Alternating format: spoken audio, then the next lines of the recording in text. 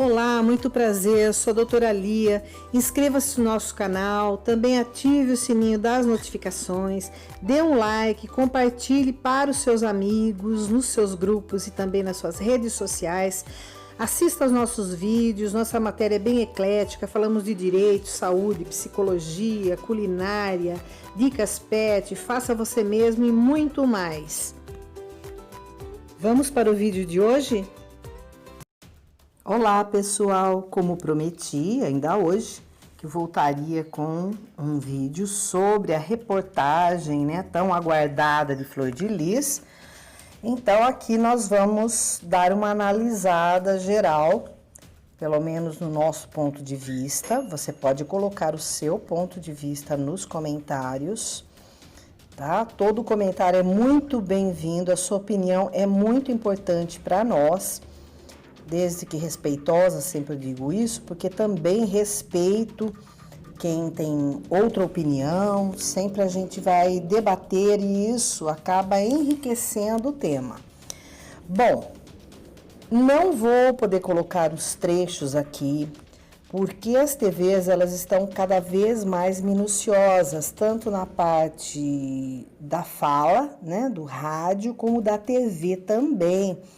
Embarrar, por direitos autorais, daí acaba o YouTube, o algoritmo percebendo, mesmo que sejam trechos, e bloqueando o nosso vídeo e fazendo com que a gente perca o trabalho. Então aqui, nesse especialmente, eu vou colocar fotos, e a gente vai falar dos trechos desta reportagem.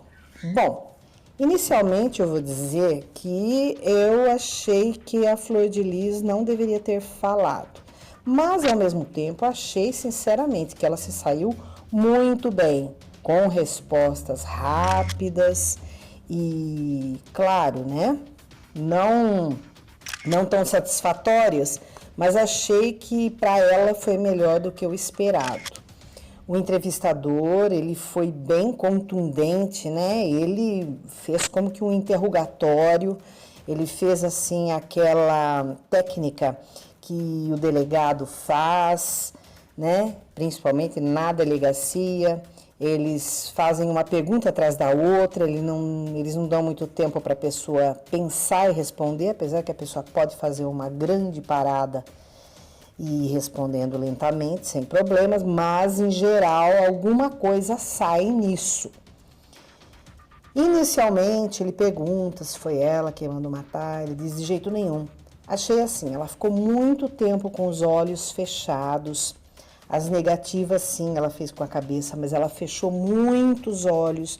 Não sei se foi por não querer lembrar, ver a cena do crime novamente, ou que é claro que mesmo que ela tenha sido a mandante, é chocante. Isso não tem nem o que dizer, Depois passa um tempo e a pessoa também vai refletindo, vai vendo os resultados em relação ao público.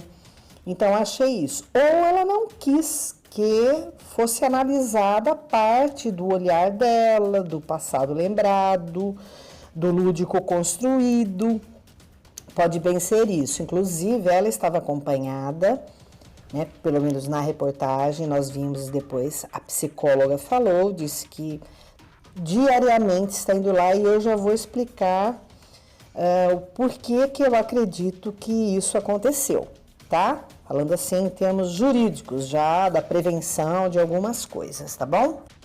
Percebe-se nessa reportagem, muito diferente daquela primeira, que foi feita, com 11 dias da morte do Anderson, que ela está de roupas escuras, roupas extremamente discretas, roupas usadas em geral no luto, em estado de luto, sabendo que já foram 14 meses que se passaram.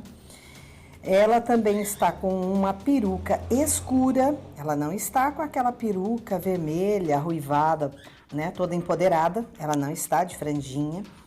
Ela está com uma peruca escura, mais discreta, inclusive muito mal colocada. Desculpa até de eu estar falando isso, mas eu acredito que seja proposital, tá? Na cabeça, aparece muito a testa dela. ela está sem qualquer maquiagem, nenhum batom, nenhum brilho, nada, mostrando assim a pele manchada, a pele com, né, não tá tão tratada, sem um brinco, que ela sempre usa brincos grandes, sem um brinco, sem nada. São indícios que ela foi orientada em relação a isso. Por quê?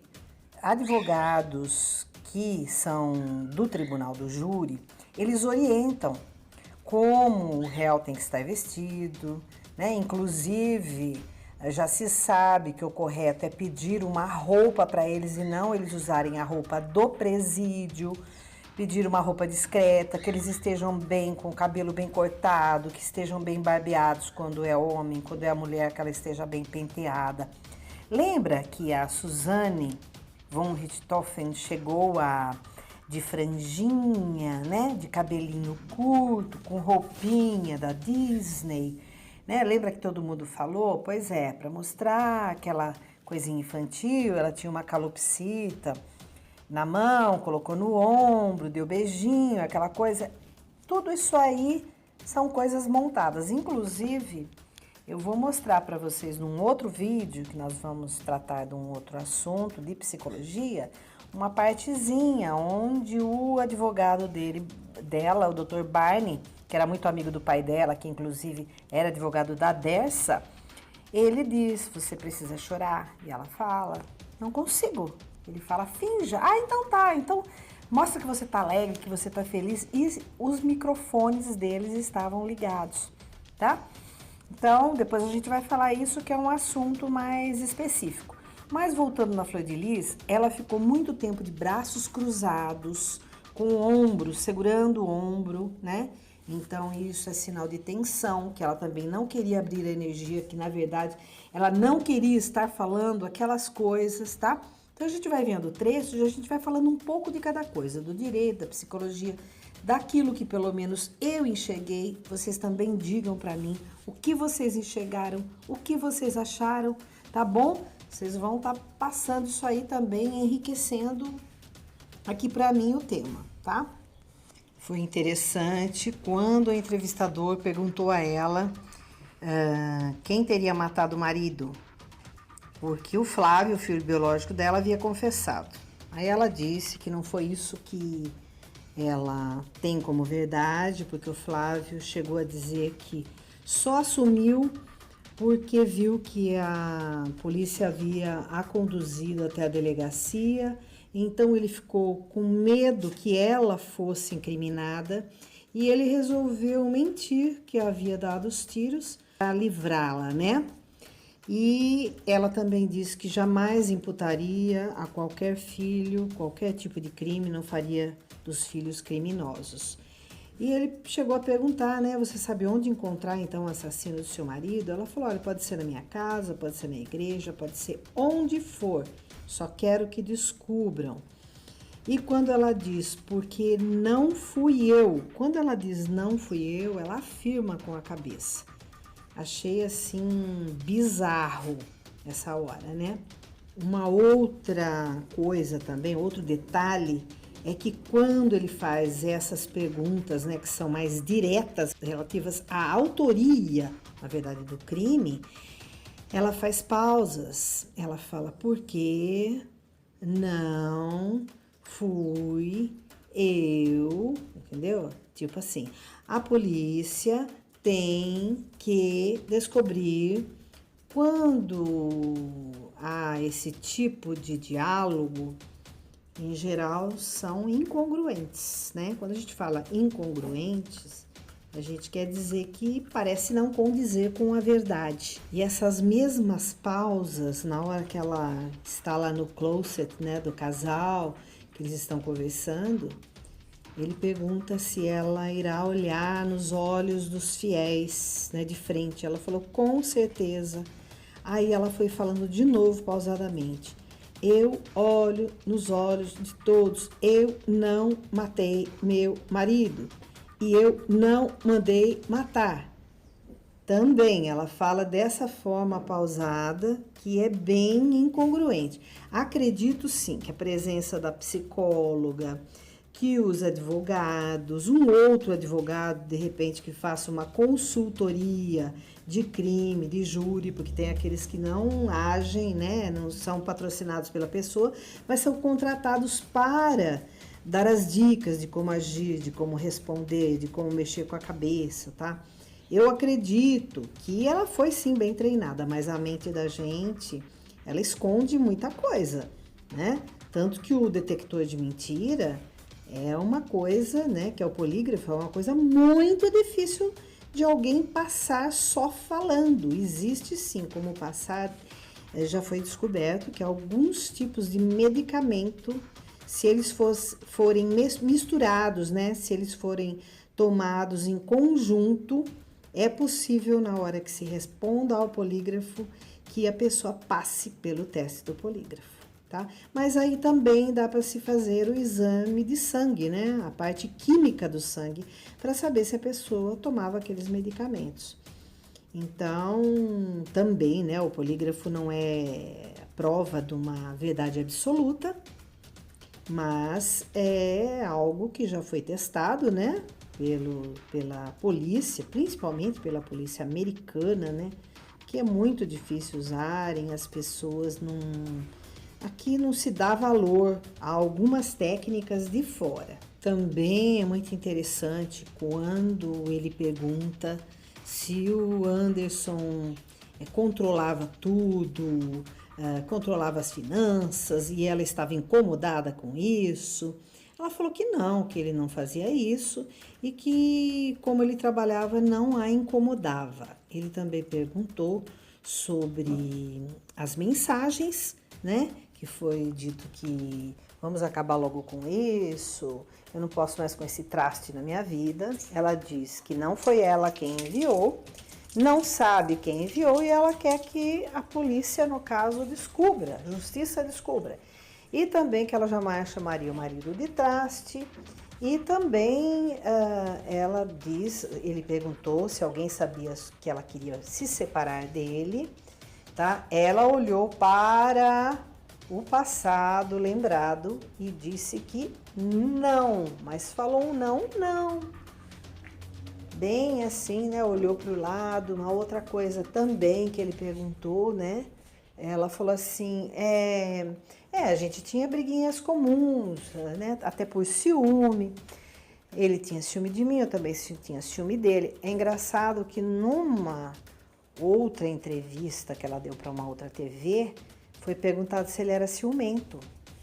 E ela disse que não, que ele não era ciumento. Então, desta vez, né, ontem, o repórter, que é outro, perguntou, e quando que foram essas briguinhas? Ela falou, eu não sei, faz muito tempo.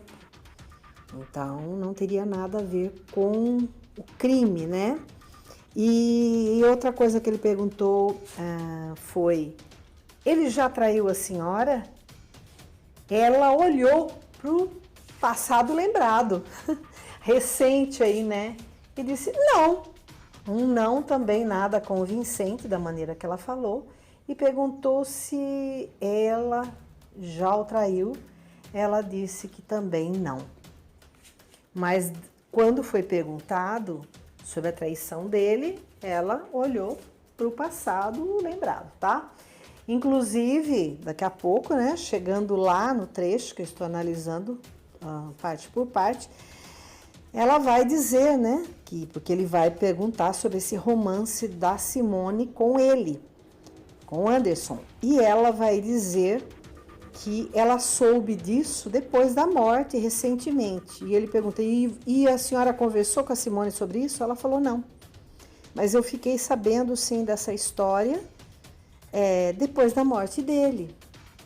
E assim, a expressão que ela fez é que ela sabia disso, que ela acreditou nessa traição. Então, como ela respondeu não, que ele não traiu, olhando para o passado lembrado, já se mostra que realmente ela sabia dessa traição.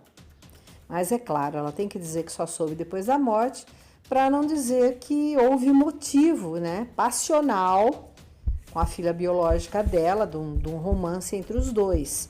Aí teria motivação para matar. Tudo que ela está mostrando, a até agora é que não há motivação para ela mandar matar ele. Por quê? Ele é quem foi o responsável até pelo sucesso dela, porque ele geria as coisas dela, ele que contratava as coisas para ela executava, e ele era o grande articulador, ela chega a falar, tá bom? Inclusive da campanha política dela para deputada, foi todo ele quem fez. Inclusive aquele filme que eu falei para vocês, Fleur de Lis, né? Que eu falei de 2009, ele foi um produtor junto com o diretor, ele foi o produtor também junto, né? Então acho que ele tinha aí uma veia artística, né? Isso aí a gente sabe que ele tinha, pela maneira até que ele se expressava, né? Expressava de um jeito e vivia de outro. Então, com certeza, ele era um bom ator. Quando o entrevistador pergunta sobre valores, né, arrecadados, ela fala que de 2017 a 2018 foram 2 milhões e pouco, depois 18, 19, mais 2 milhões e 400 e alguma coisa. Você vê que ela olha tanto para o lado do passado lembrado, como para o lado lúdico também. Ali ela está inventando em relação a valores. Eu, sinceramente, particularmente, digo que eu duvido que ela, que estava com 9 templos, arrecadaria por ano 2 milhões. É muito mais do que isso. Não tem nem dúvida, ela chegou a dizer que ao todo sumiram 6 milhões. Na verdade, a gente sabe que ela quer atribuir isso a 2 filhos que se desligaram da igreja, que eram muito ligados ao Anderson, que até disseram, né, na justiça, que espera que se faça justiça na terra e no céu, que sejam verdadeiros. A esposa de um deles era assessora dela, ela chegou na verdade, dispensar, né, a assessora, que é, na verdade, a esposa, né, desse filho adotivo dela, de um deles. Então, ela fala que ela confiava muito nele, que ela nem sabia de dinheiro, porque não importava isso para ela, mas que ela confiava muito nele. E quando ela fala isso, ela nega veementemente com a cabeça. Então, é sinal que ela não confiava piamente nele. Uma outra coisa interessante que ele pergunta, Anderson, ele explorava a senhora? Ela falou, né? Como assim? Financeiramente? Não, financeiramente não. Se financeiramente não, então, o que mais ele explorava? Né? Porque ela diz financeiramente não. Foi isso que o cérebro dela respondeu. Então, eu vejo essa ressalva que ela fez com cautela. Porque ela financeiramente não, então ele explorava de alguma outra forma? Qual forma? Né? Também falaram, né, que eles frequentavam casa de swing, tudo isso aí, né, nem interessa para o caso, porque se eles frequentavam a casa de swing, com certeza um não sentia ciúme do outro, né, porque eles estavam participando ali coletivamente, né, de certas atitudes. Então, sinceramente, eu não acredito nisso aí, não. Eu acho que é mais assim mesmo para sensacionalismo, para colocar lenha na fogueira. Ela, tão conhecida no Rio de Janeiro, será que ela ousaria ir numa casa de swing com o marido? Né, que estava bêbada muitas vezes. Ninguém tem um vídeo disso, ninguém sabe. Eu acredito sim que até a parte política possa, eu acredito que isso sinceramente seja invenção, porque jamais, né, ela poderia fazer isso com tantos fiéis. Se fosse num outro estado, sabe, se fosse num outro país, até poderia ser, mas dentro do Rio de Janeiro, a gente é muito infantil imaginando uma coisa dessa. E também não interessa para o processo. E nem para a polícia. Isso significaria o quê para a polícia? Para desvendar o crime? Nada, né? Ela ainda diz que o portão de trás da casa estava aberto, que a grama estava amassada, né? Quer dizer, de repente pode ter criado um álibi ali, mas é meio difícil. O que assim eu duvido bastante é sobre as armas, tá? Uma arma foi encontrada na parte de cima de um guarda-roupa, né? De um armário embutido. E eu acredito sinceramente que 30 tiros não foi com uma arma só. Enfim, né? A balística tem que ser confrontada também, se no caso a Flor de Lis não se sentir satisfeita, né? E se a justiça também não se sentir satisfeita. Achei muito interessante também que num diálogo com o repórter, ela diz que uma moto com 2 rapazes saíram de uma rua transversal por um tempo. Eles estavam de capuz na cabeça, né? E eles por um tempo os seguiram, tal. E ela disse, quer dizer, eu não sei se são 2 rapazes ou se é um homem ou uma mulher. Ela diz desse jeito. E depois, quando o repórter questiona outras questões, ela diz assim, então, por que a polícia não investiga que o portão da parte de trás da minha casa estava aberto? Por que a polícia não investiga aquele casal da moto? Então, primeiro ela disse, né? E ela olha para o lúdico. Ela olha para o construído, né? Que não seria uma imagem que ela chegou a ver naquele dia, tá bom? Isso ela faz. Também, enquanto fala com uma neta dela, o repórter, ela começa a fazer lamentações, né? Encostada no carro da família. E pela primeira vez a gente percebe que a Flor de Lis, durante vários momentos na entrevista, ela chega a chorar. Então, a derramar lágrimas pela primeira vez. Todas as outras entrevistas, no velório, durante o enterro, não se via uma lágrima caindo.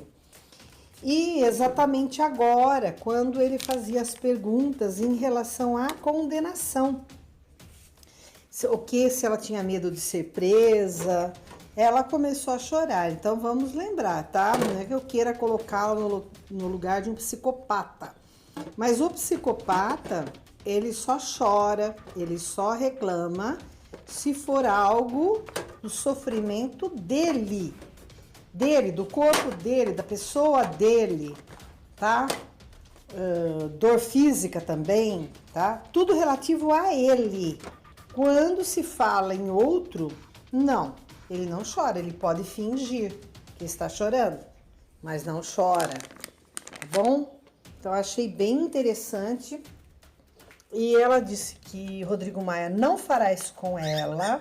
E ela olha bem para o passado lembrado. Ela fala que ela tem certeza que ela não será presa e que ela será inocentada. Que ela tem certeza. Isso ela faz com a cabeça, a afirmação, tá? Ela está convicta de que não será presa. Claro que ela, né, a não ser que ela tenha muitas coligações lá, né, o partido dela, e todos já garantiram isso para ela, não sei, tá? Mas é claro que ela teme, tanto que ela está, não só pela falta de maquiagem, mas ela está mais magra, mais envelhecida.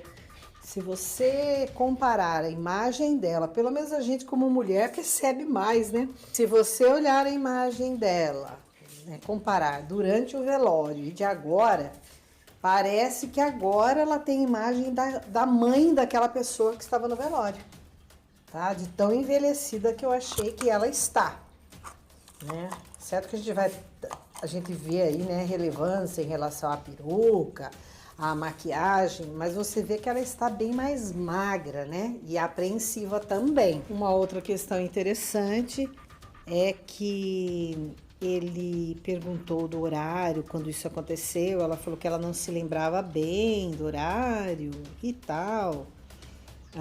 Antes ela disse que o Anderson entrou numa estrada de terra onde havia vários carros parados, mas que não tinha bar, não tinha nada. Ela quis dizer que era um local onde as pessoas iam namorar, iam ter relações dentro do carro, assim. E ela até chegou a dizer que ele a beijou bastante, depois eles saíram fora do carro e eu tenho que falar aqui, tá? Que eles fizeram amor no capô do carro. Mas é até engraçado dizer isso, que eles fizeram amor no capô do carro, porque... E os outros carros que estavam ali? Será que eles viraram palco para essas pessoas? E que ela não sabe bem onde fica essa estrada, mas se levar ela vai saber, talvez, não sei. E saindo de lá, eles pegaram a via para chegar até o bairro deles, né, para o Badu. E daí ela estava jogando no celular, ela viu esse pessoal seguindo ela de moto e tal, depois não estava seguindo mais. E ela continuou no joguinho no celular, achei tão estranho, porque imagina, né, quase 4 horas da manhã. Tinham ido para uma estrada de terra, que isso é um lugar perigosíssimo para se namorar ou fazer qualquer outra coisa, não é verdade? Que podem ser surpreendidos por ladrões e muita coisa, maníacos, não sei.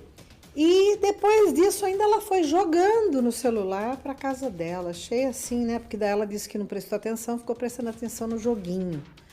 Eu achei assim que depois de tudo isso ela ainda foi jogar no celular, achei sinceramente bizarro. E ela também fala que quem ele pergunta, e depois, eu estava aqui conversando com o Ramon, tal, no terceiro andar, que eu fui ver os bebês e tal. E depois ela disse que ouviu os tiros, eram 6 tiros. Isso eu também acho super estranho, porque quando você escuta os barulhos de tiros, se for 1 ou 2... acredito que você possa lembrar, mas será que dá para perceber que foram 6 tiros, exatamente 6 tiros? Que é o mesmo número de tiros que o filho dela, o Flávio, disse que desferiu? Muito estranho, né? E foram achadas 9 cartuchos, né? 9 cápsulas vazias. Então, assim, e 30 tiros também, muito estranho que essa matemática não bate, né? Então, assim, ela lembra de tudo, que pegou o sapato, ela fala igualzinho ela falou nos outros lugares que ela falou antes. Ela falou exatamente passo a passo, da mesma forma, as mesmas palavras. Ela disse que o Lucas não estava no local, que foi aquele que levou a arma, porque ele não viu lá e ela não morava mais lá. Que a Marci, né, ou Marzi, ela achava que ela estava na casa, mas depois ela soube que não estava e que a Simone também não estava. Isso é estranho. Elas foram presas, as duas. Isso é bem estranho, porque a Marzi, ela admitiu que mandou mensagem do celular da mãe, uma dessas mensagens aí que estão questionando. Eu acredito que ela vai querer assumir o crime por completo, já falando para vocês, tá? Para livrar a Simone e tal. Estranho que a Simone também não estava na casa 4 horas da manhã, sabendo-se que elas moram lá. Ele também questiona em relação ao envenenamento, né? Aqueles que envenenavam o iogurte, o suco, a comida e os prontuários do hospital que ele deu a entrada. Ele falou, aí ela diz, isso é o que a polícia diz, então que a polícia aprove. A polícia vai ter que provar isso, que isso nunca aconteceu. Também ele pergunta sobre uma mensagem que uma das filhas recebeu dizendo me acorde às 8, e ela falou que sempre fazia isso, e a polícia acha que foi um código para dizer chegamos. E ela fala nervosa sobre isso. O repórter até fala, né, que percebeu que a imagem de uma mulher hoje, né, bem fragilizada, e muitas das coisas que ela fala são um tanto incongruentes. Inclusive, voltando ao assunto do swing, ele pergunta, a senhora é liberal no sexo, né? Acha que, né? Ela demora bastante, isso se não foi editado, tá? Ela demora bastante para responder e diz não, com os olhos fechados. Ela também desmente a história de que eles se conheceram, que ele era filho adotivo dela. Ela falou que jamais. Então, eles perguntaram, assim, o repórter, né, o pessoal da reportagem que formulou, né, na verdade, as perguntas, eles foram bem abrangentes. Ela fez uma pequena reconstituição ali do dia que ela chegou, que ela entrou, que não deixaram ela chegar próxima à janela, não deixaram ela chegar próxima ao corpo. Aí já haviam levado ele para socorro, mas ele já estava morto.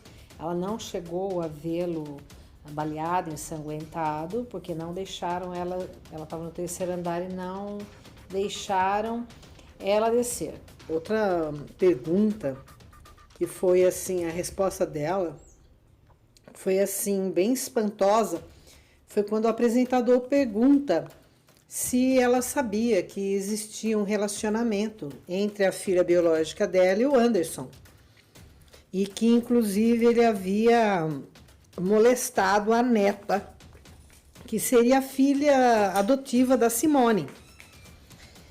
Ela disse que ela não sabia de nada, né, como eu já havia dito aqui, mas que ela soube pela mídia, que ela não teve coragem de perguntar para Simone.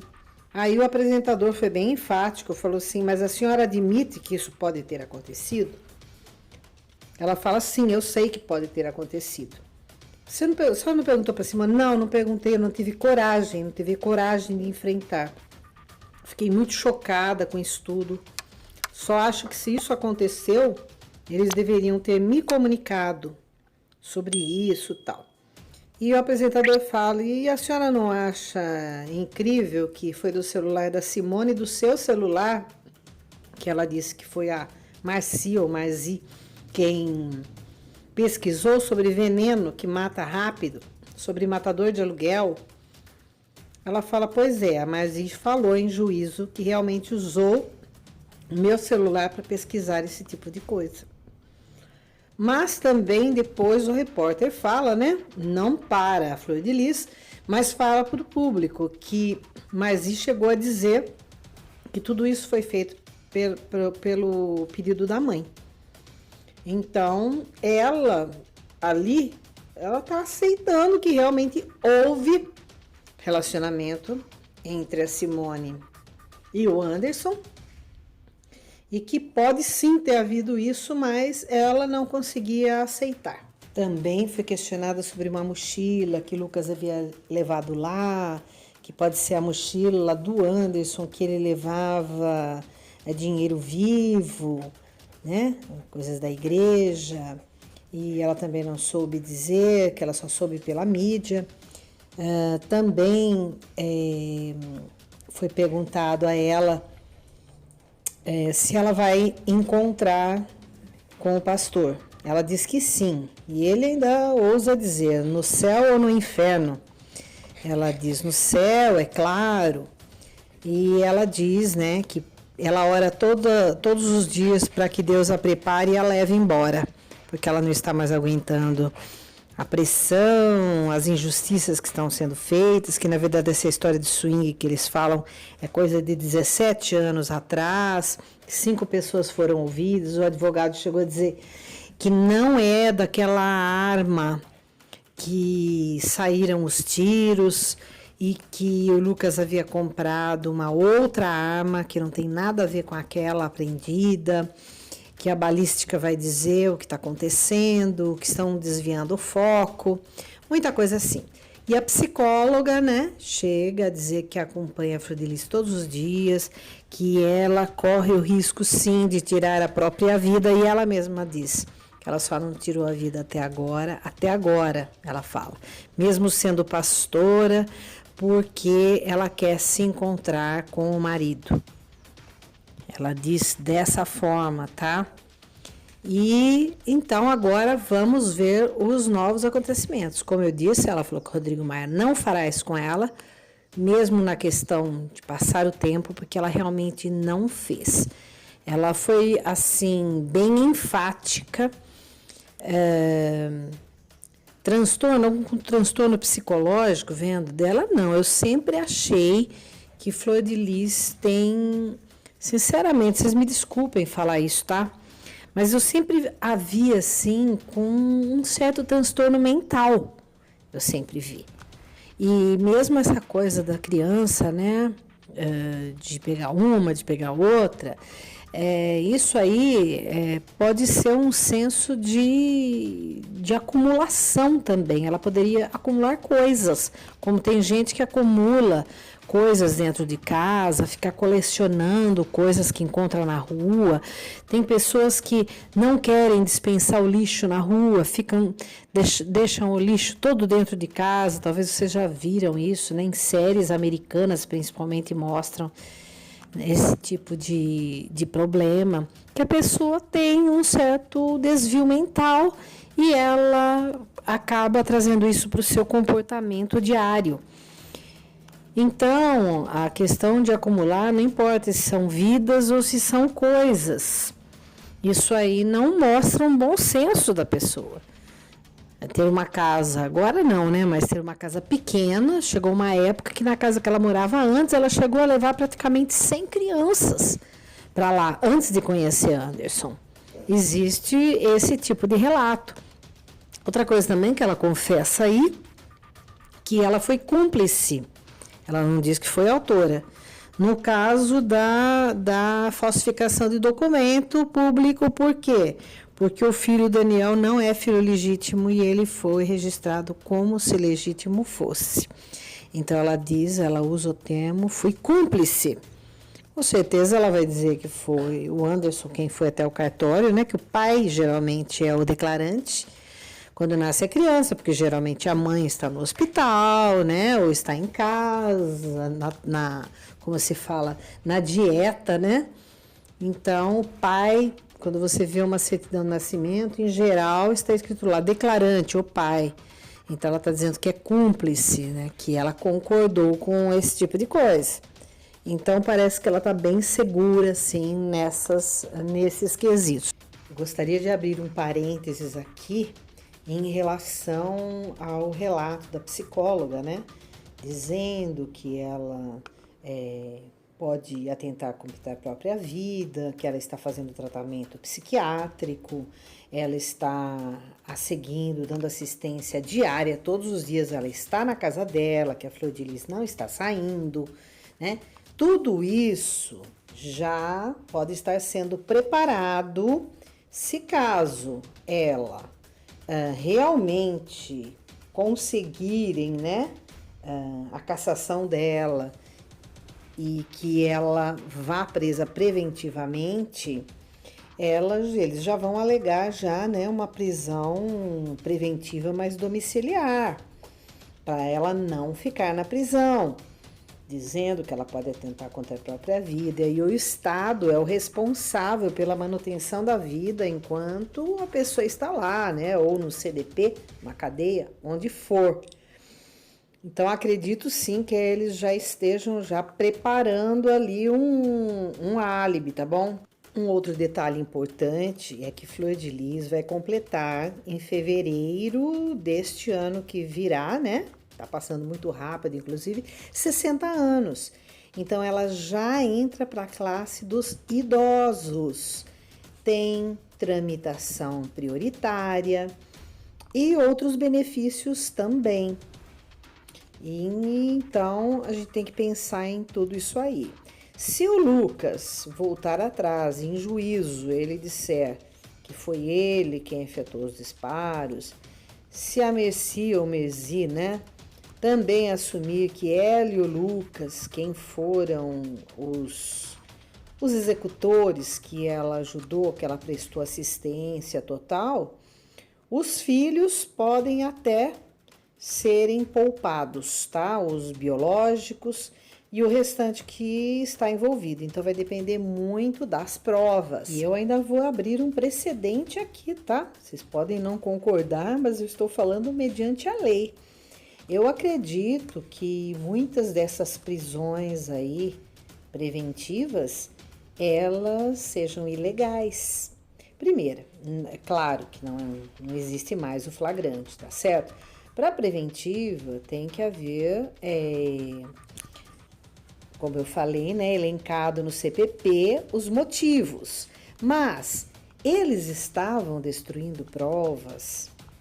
Eles estavam coagindo testemunhas? Ou será que os prenderam? Prestem atenção, porque eles não tinham como prender a flor de lis. Porque o correto, então, seria prender a flor de lis temporariamente, para que ela não tivesse mais contato com os filhos, com os envolvidos, né, os possíveis envolvidos. Se foi ela quem mandou dispensar o celular, tanto dela como do Anderson, seria ela quem estaria destruindo essas provas. Mas, como não havia um meio de prender a flor de lis, justamente pela imunidade parlamentar, decidiram então prender esses envolvidos, tá certo? Para que eles não tivessem mais um meio de comunicação. Será que isso é ilegal ou é legal? Será que isso é constitucional ou inconstitucional? Estou falando, tá? Não mediante o merecimento de cada um, do que cada um participou, do que cada um fez. Não estou defendendo quem pode estar errado, tá? Estou falando como é a lei. O Lula, ele não foi preso? E depois ele não foi solto por causa da segunda instância? Pois é lei. É lei. E muita coisa que eu não quero entrar em assunto político, mas da justiça, que na época o juiz Moro fez, que realmente era inconstitucional, tanto que Lula foi solto. Ele não foi solto porque ele era inocente e tal, não. Foi porque não era cabível a prisão. Então, estamos falando de lei. Se passarmos por cima da lei, então vai ser a terra de ninguém, não é verdade? Então é isso, eles não conseguem prender a flor de lis, então resolve prender todo mundo. Às vezes, eu até temo falar certas coisas, porque eu não vou mentir para vocês. Jamais, já não minto para ninguém, muito menos para vocês, jamais. E existem coisas que a gente da profissão é que sabe. Eu acredito sinceramente que um bom advogado com habeas corpus consiga livrar esse pessoal da prisão preventiva, tá bom? Porque, sinceramente, acredito que essas prisões foram ilegais, sinceramente dizendo. E, infelizmente, há advogados que, quando os clientes são presos, eles dizem que passarinho na gaiola é que canta, né? Então, o que quer dizer? Quer dizer que, é claro, eles vão ganhar bem enquanto o cliente estiver dentro da cadeia. Quando ele estiver fora da cadeia, então já era, né? Ele está livre, está tudo bem, mas enquanto está na cadeia, há o desespero. Depois de 14 meses, pensem bem, por que eles seriam presos? Se não estão destruindo provas, como eu falei, tudo bem, o Flávio, ele confessou que ele efetuou os disparos e é prudente que ele não tenha contato com ninguém, com a mãe, nada, e o Lucas também, tá certo? Mas, no caso, vamos supor, a Simone, ela pode ter sido o pivô de tudo e a mentora até de tudo, junto com a Flor de Lis. No entanto, a busca por veneno no Google, algo assim, não a faz criminosa. Vocês têm que pensar que isso é uma conjectura, tá? Pode ser ali um início de prova, mas não quer dizer que é uma prova real. Então, por que ela teria sido presa? E os outros também. Então, acredito assim que foram prisões temerárias, principalmente para abalar Flor de Lis. E ali, eu não sei se vocês também sabem, que quando é feita uma cariação, né, tem mais pessoas juntas para falar sobre a história e tal, mas antes, individualmente, cada um é ouvido. E quando cada um é ouvido, muitas técnicas são usadas, inclusive, vocês me desculpam, também é usado muita mentira, tá? Então, olha, não, mas fulano acusou você, que foi você. Não, porque foi, entendeu? Colocando, faz uma triangulação, eles fazem, que eu acho isso, sinceramente, eu acho ilegal. Não importa para que seja, ou é justiça ou não é, tá? Eles mesmos usam da malandragem, vamos dizer, para poder colher certas coisas. Não, mas olha, o teu irmão falou que foi você. Olha, tua irmã disse que foi você e agora? Não, então não, porque foi ela, porque foi assim, tá? Então, se estiverem presos, isso aí fica muito mais fácil, esse tipo de coisa. Então, eu penso assim, querer chegar rápido num resultado, isso aí pode causar danos a alguns que não tinham nada a ver com isso.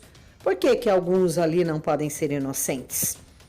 Não é? Precisa de prova. Por isso eu vou trazer outros casos aqui no canal para vocês, mostrando que tudo apontava para aquela pessoa ser homicida. No entanto, ela conseguiu se livrar. E o porquê? Porque é a justiça que tem que prevalecer. São as leis. Se as leis brasileiras são falhas, meus amigos, peçam para reformar as leis lá, tá? Código Penal, já disse várias vezes, é de 1940. O Código de Processo Penal de 1941.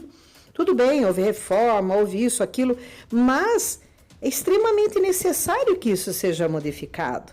E ninguém faz nada para isso, né? E volto a dizer para vocês, sou apolítica, não sou favorável à direita, à esquerda, ao centrão, para mim tanto faz.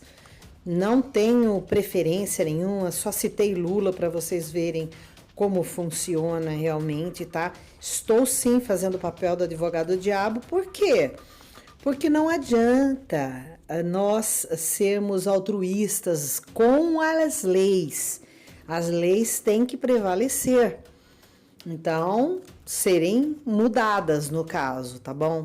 Que também as pessoas que possam ser inocentes, elas não podem ser prejudicadas também. Tem que se chegar na verdade real. E estou trazendo para vocês a verdade nua e crua.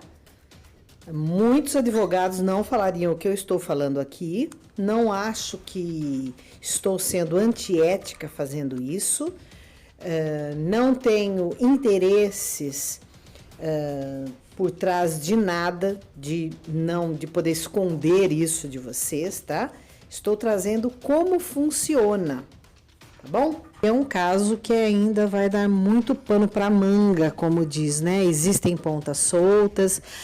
Eu não acredito 100% na polícia, vocês vão me desculpar, tá? Principalmente assim quando existem casos que são famosos, envolvendo pessoas conhecidas, como eu já falei, pelo trabalho, eles querem aparecer, querem ser reconhecidos.